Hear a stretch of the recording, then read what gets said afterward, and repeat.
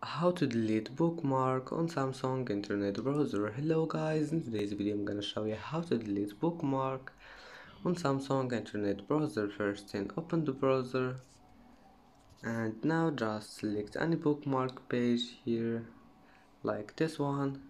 Just hold on it and then just click delete, and you can do it from here.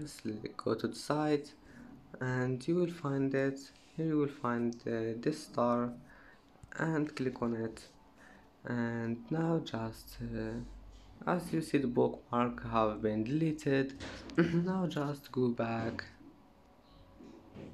and that's it for today's video.